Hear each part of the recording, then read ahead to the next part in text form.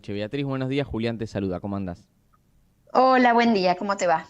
Muy bien, Beatriz. Bueno, estaba leyendo un poco sobre lo primero, lo que tiene que ver con los aspectos o las acusaciones que hay sobre Telegram, pero ¿qué impacto puede tener también esto en las aplicaciones que intentan proteger a los usuarios, o por lo menos lo que algunos dicen que intentaba hacer Telegram respecto a el cifrado de los mensajes? ¿Qué acceso tienen las empresas a los mensajes que nosotros tenemos con otros usuarios? ¿Qué lectura haces vos? Bueno, a ver, ahí es un universo muy grande de cuestiones el que está planteado acá sobre la mesa. El primer punto es que recién ayer a la tarde la Fiscalía francesa publicó los cargos de los cuales acusan al dueño de Telegram. Estos cargos son diversos, o sea que este tema es abordable desde múltiples puntos de vista.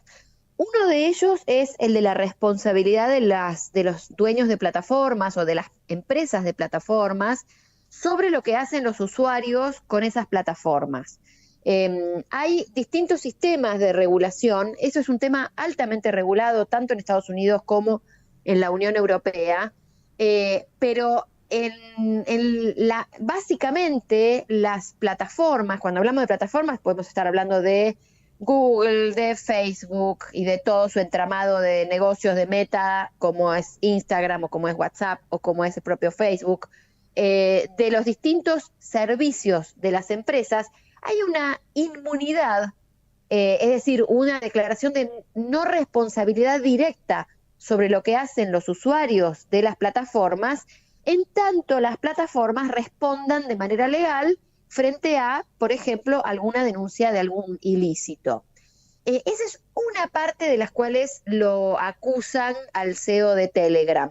Lo acusan de complicidad en delitos graves, como por ejemplo tráfico de personas, tráfico de drogas, incentivo al terrorismo, lavado de dinero. Lo acusan de complicidad solo por ser el dueño de una plataforma en la cual aparentemente ocurren este tipo de cosas. Esa es una primera instancia y es muy compleja, porque ahí lo que hay que probar es que, digo, lo que tendría que probar la fiscalía Sí. es que el CEO de Telegram tenía información fehaciente, es decir, notificaciones judiciales fehacientes de que este tipo de cosas pasaban y no arbitraba medios para que la justicia pudiera operar frente a esos crímenes. Eso es una parte de las acusaciones. La otra parte, que es muy grave y es muy problemática, es toda una parte de criminalización de la criptografía. Hay tres de los cargos, de los 12 que le imputan a este hombre, de proveer criptografía para conservar la privacidad de las comunicaciones. Podemos sintetizar esos tres cargos en esto, en el provee criptografía para mantener la privacidad de las comunicaciones. Eso, eso es parte de los derechos de las personas de tener comunicaciones privadas. Si esos cargos prosperan, podemos empezar a anunciar nuestra despedida en el mundo occidental de la posibilidad de mantener comunicaciones mínimamente privadas. Si ese tipo de acusaciones prosperan. La verdad es que ahí hay lo otro, podría haber un caso si la fiscalía tiene mecanismos para probarlo. En este caso, los cargos son inauditos. Solo podemos recordar casos de el milenio pasado. Se hizo muy famoso el inventor de un sistema criptográfico llamado PGP, Ujú. Pretty Good Privacy, llamado Phil Zimmerman. Phil Zimmerman se hizo famoso por haber sido imputado del delito de exportación de armas de guerra. ¿Por qué? Porque hay tratados internacionales que incluyen el cifrado, cierto tipo de cifrado, dentro de lo que son las armas de guerra y por lo tanto son elementos fuertemente regulados a nivel internacional y no se pueden exportar, importar y exportar. Esta es una de las acusaciones que le hacen al CEO de Telegram. La acusación contra Phil Zimmerman en la década del 90 no prosperó Ujú. y se creó una conciencia pública sobre la necesidad y la importancia del cifrado para las comunicaciones privadas de las personas. Esto parece un reciclado de ese tipo de visión en un momento en el cual prácticamente todas las comunicaciones de las personas, todas, pasan por algún sistema de mensajería del estilo de Telegram. Beatriz, ¿ves que esto es aparte de un contexto donde quizás también se intenta avanzar sobre las personas que trabajan con la posibilidad de que se mantenga la protección de los datos? Yo recordaba la época donde, por ejemplo, se atacaba de Pirate Bay o el Estados Unidos contra Mega Upload. ¿Crees que esto es parte de una serie de hechos o es el primero y que podría responder a un interés de empezar a, bueno, volver a ir contra quienes quizás, no sé, comparten contenido con derechos de autor o, como decías vos, protegen los datos a las conversaciones privadas? A ver, acá hay algunas cuestiones geopolíticas que son ineludibles. Okay. De las grandes plataformas, digo, con mucha presencia a nivel internacional en Occidente, solo dos no son de empresas norteamericanas, ¿sí? Telegram y TikTok. Ambas están en jaque. Ambas están en jaque. Digo, lo que hace Telegram no es muy distinto de lo que hace WhatsApp. Uh-huh. ¿Sí? ¿Por qué el CEO de WhatsApp no corre riesgo? O lo que hace el propio Elon Musk, que ha bajado considerablemente los márgenes de moderación de contenidos en Twitter, por ejemplo.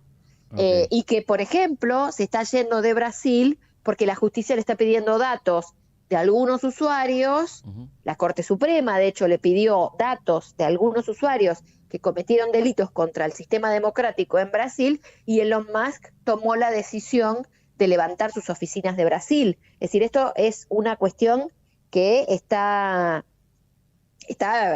caliente, digamos, en el ecosistema de Internet. Pero en este caso, la geopolítica, el hecho de que el dueño de Telegram sea ruso, y que haya ahí alguna cuestión geopolítica, me parece que no es un elemento a descartar a priori. Sí puede pasar que si este tipo de acusaciones contra el dueño de Telegram avanzan, pueda cambiar el ecosistema de la regulación sobre la responsabilidad de intermediarios en la Unión Europea.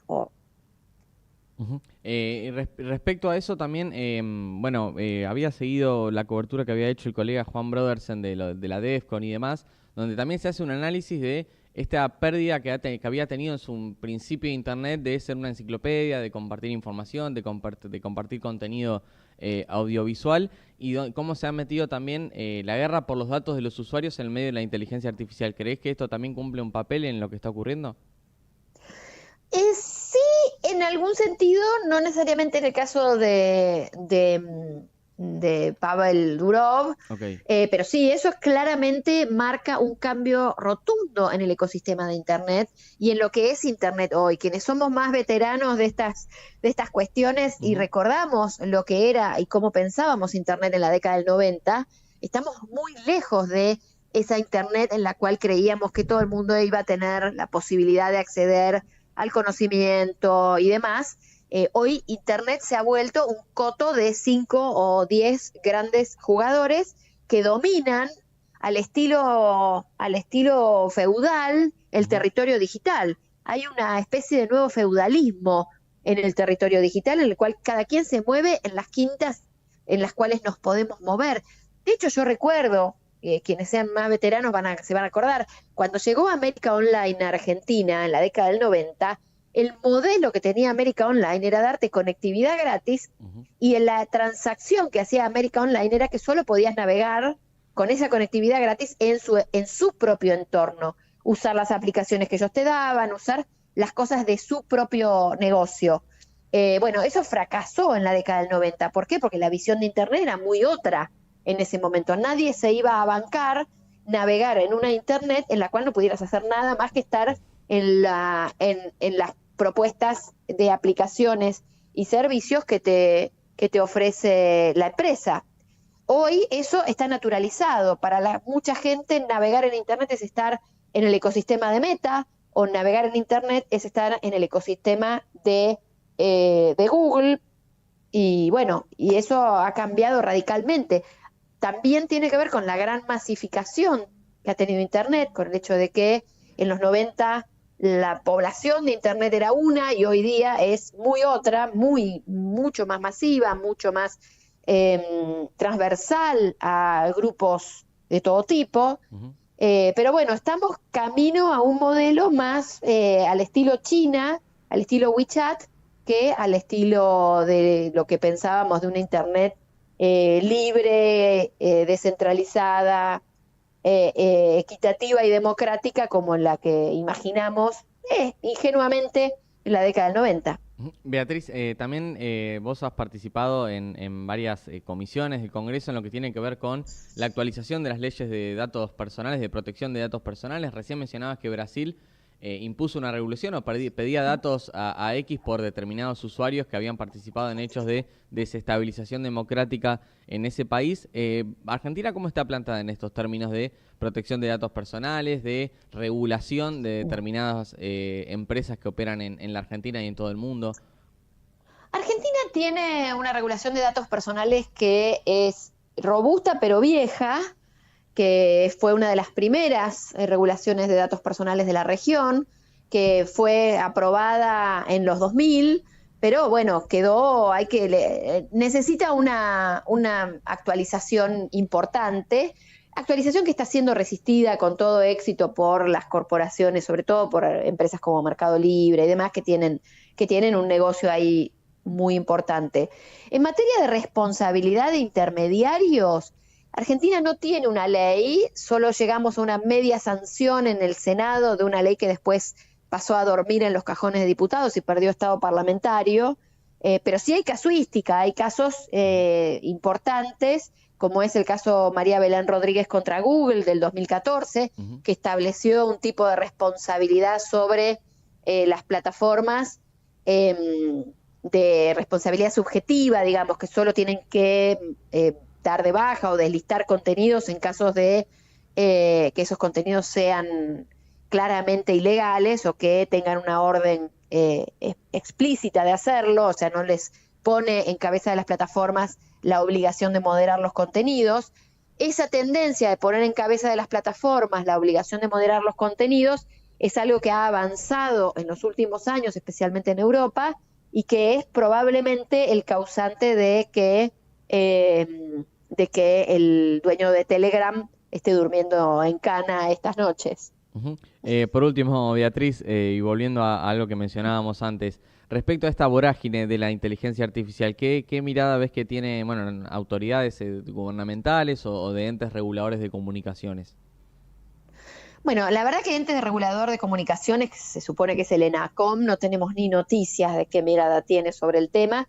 Sí está claro que la mirada de Javier Milei sobre el tema es una mirada de subordinación absoluta a las 3 o 4 megacorporaciones que tienen su negocio basado en este tipo de tecnologías, que no tienen ninguna mirada de desarrollo nacional en la materia, que el punto para Milei, la forma de sumarnos a esta revolución es tener una posición absolutamente subsidiaria, con nulo desarrollo local y con lo que se llama habitualmente economías de enclave, es decir, un colonizador que viene, extrae, se lleva y deja devastado el territorio en el cual ha ejercido su dominio. Esa es la mirada que tiene Milei, no hay ninguna otra mirada. De hecho, de financiar el sistema científico-tecnológico argentino es el primer paso para seguir profundizando esta mirada de economías de enclave colonialistas. Beatriz, muchísimas gracias. Ha sido más que clara en todos los conceptos que hemos dialogado aquí. Gracias. No, muchas gracias a ustedes. Un abrazo. La palabra de Beatriz Busaniche, que es licenciada en comunicación. Estés donde estés, ahora te acompañamos. Mamá,